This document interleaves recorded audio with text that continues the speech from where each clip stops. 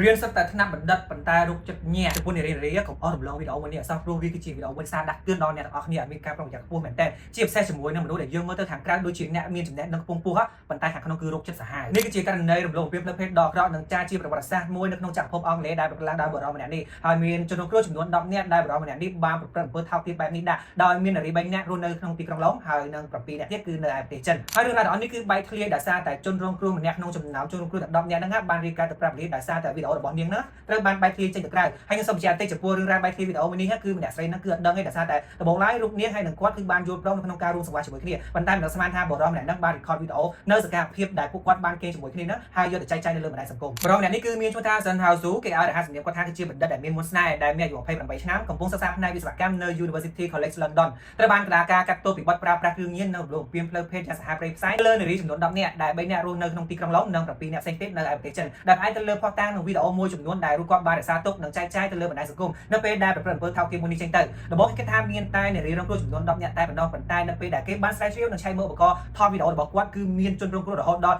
100នាក់ជាងឯណោះតែសើអង្កេតរឿងក្តីនេះគាត់ជឿថាជនរងគ្រោះទាំង100នាក់ជាងហ្នឹងគឺមានចំនួន42នាក់ត្រូវបានរំលោភនៅឯចក្រភពអង់គ្លេសនិងប្រមាណអ្នកផ្សេងទៀតគឺនៅក្នុងប្រទេសចិនហើយវីដេអូត្រូវបានគេរកឃើញមានចំនួន1270 clip ដែលគាត់បានរក្សាទុកហើយភាគច្រើនគឺជាក្មេងស្រីនៅក្នុងប្រទេសចិននិងមួយចំនួនសុទ្ធតែជាអាណិកជនអាយុក្រោម18ឆ្នាំហើយតាមចម្លើយសារភាពរបស់គាត់បានប្រាប់ទៅអ្នកសួរចម្លើយនៅតុលាការ Inner London Crown បានសារភាពថាគាត់គឺជាមនុស្សម្នាក់ដែលចូលចិត្តមើលរឿងអាភាសនិងចូលចិត្តមើលរឿងលើក្រែខ្លាំងមែនតើហើយប្រភេទរឿងអាភាសដែលគាត់ចូលចិត្តមើលនោះគឺជាប្រភេទរឿងដែលគេដាក់ថ្នាំសម្ដំទៅលើនារីយកមករំលោភដែលគាត់មើលហើយវាជំរុញឲ្យគាត់ចង់ធ្វើរឿងនេះឡើងមកតែម្ដងដែលគាត់គិតថាធ្វើរឿងនេះឡើងទៅគឺវា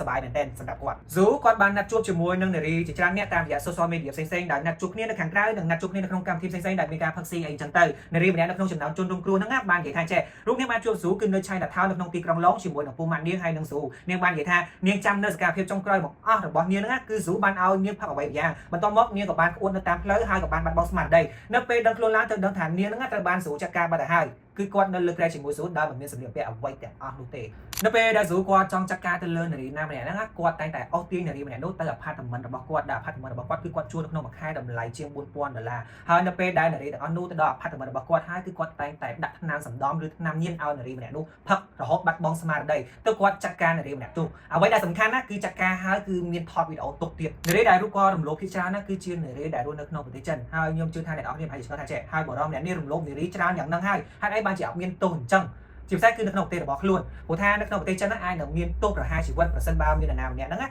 ប្រព្រឹត្តអំពើដ៏ថោកទាបបែបនេះប៉ុន្តែហេតុអ្វីបានជាគាត់អាចដើរហើរដើរសេរីបានអ្វីដែលសំខាន់ណាគាត់ធ្លាប់អួតប្រាប់គេថាចេះគាត់ធ្លាប់រំលោភក្មេងស្រីហ្នឹងនៅក្នុងមួយឆ្នាំជាង100នាក់ទៀតអូយសាហាវមែនតើមូលហេតុនោះគឺតាមការពិតទៅគ្មាននរណាម្នាក់អាចធ្វើអីគាត់បាននោះទេដោយសារតែគាត់គឺជាកូនប្រុសរបស់អ្នកមានមុខមានមាត់ជាអ្នកមានប្រវត្តិស្ដម្ភនិងជាអ្នកនយោបាយនៅក្នុងគណៈបកកុម្មុយនីសនៅក្នុងប្រទេសចិនម្នាក់អញ្ចឹងគ្មាននរណាម្នាក់អាចធ្វើគាត់បែកនោះទេទើបតែគេធ្វើបែកនៅពេលដែលស៊ូបានផ្លាស់ប្ដូរមករៀននៅចក្រភពអង់គ្លេសនិងបានប្រព្រឹត្តអំពើថោកទាបបែបនេះហ្នឹងទៅលើនារីជនជាតិអង់គ្លេសនេះឯងនៅពេលដែលគេចង់ទៅឆែកឆេរនៅកន្លែងស្នាក់នៅរបស់គាត់គេបានប្រមូលបានថ្នាំញៀនថ្នាំសម្ដំជាច្រើនសម្រាប់ដាក់និងប្រើប្រាស់ទៅលើនារីដែលរូបគាត់ចង់ចាត់រំលោភក្នុងនោះគេបានរកឃើញនៅកាមេរ៉ាបង្កប់មួយទៀតសម្រាប់ថតវីដេអូនៅពេលដែលគាត់រួមភេទនិងប្រដាប់ប្រដាប្រើប្រាស់របស់នារីជនរងគ្រោះដែលរូបគាត់បានចាត់រំលោភផងដែរស៊ូត្រូវបានគេសន្មតថាអាចនឹងជាប់គុកយូរឆ្នាំព្រោះមានជនរងគ្រោះជាច្រើនបានមកជាបន្តបន្ទាប់ដាក់ពាក្យបណ្ដឹងទៅលើរូបគាត់បន្ថែមទៀតនៅក្នុងវីដេអូមួយនេះគឺជាសារដាស់តឿនមួយដល់បងប្អូននារីកុំឃើញគេលយឆាយមានលុយមានឡានជាពិសេសអ្នកមួយចំនួនទូចដែលយើងបានឃើញនៅក្នុង social media ដែលគិតថាជាមនុស្សត្រឹមត្រូវល្អទ្រឹស្ដីលយនិយាយអប់រំធ្វើឲ្យគេចូលចិត្តតាក់ទាញហើយទៅទុកចិត្តគេគឺត្រូវរៀនចេះសង្កត់និងសង្កេតមើលមនុស្សផងមុននឹងទុកចិត្តអ្នកណាម្នាក់ព្រោះអាចនិយាយបានថាចេះ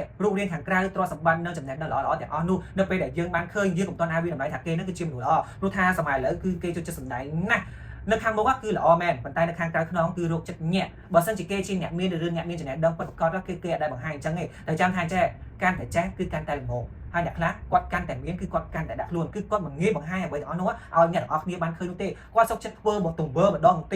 ិចដើម្បីបញ្ជាក់ថាគាត់នឹងគឺជាមនុស្សដែលល្អមនុស្សស្អាតស្អំឬក៏ជាមនុស្សម្នាក់ដែលឲ្យអ្នកទាំងអស់គ្នាទុកចិត្តបានអញ្ចឹងខ្ញុំសូមផ្ដាំទៅបងប្អូនទាំងអស់គ្នាជាលើកចុងក្រោយនៅពេលដែលចេញទៅជួបអ្នកណាម្នាក់ទៅតែរៀនសង្កេតមើលអំពីអត្តចរិតការនិយាយស្ដីរបស់ពួកគេផងជាពិសេសកុំទាន់អាងងប់ងល់ជាមួយនឹងសម្ដីផ្អែមក៏ដូចជាទ្រព្យសម្បត្តិដែលគេអួតសញ្ញាមកលើយើងទាំងអស់នេះហើយប្រសិនបើយើង lose control បន្តិចនៅពេលដែលគេនិយាយផ្អែមឬក៏យកអត្រសម្បត្តិទាំងអស់នឹងមកដាក់មុខអ្នកទាំងអស់គ្នាធ្វើឲ្យអ្នកទាំងអស់គ្នានឹង lose control ខ្លួនឯងមកអញ្ចឹងនៅពេលដែលយើងងប់ងល់ជាមួយគេចង់ធ្វើអីក៏បានដែរជាចុងក្រោយកុំភ្លេចណាជួយ follow page វិទ្យា IG ខ្ញុំអ្នកមួយផងណាបាយបាយ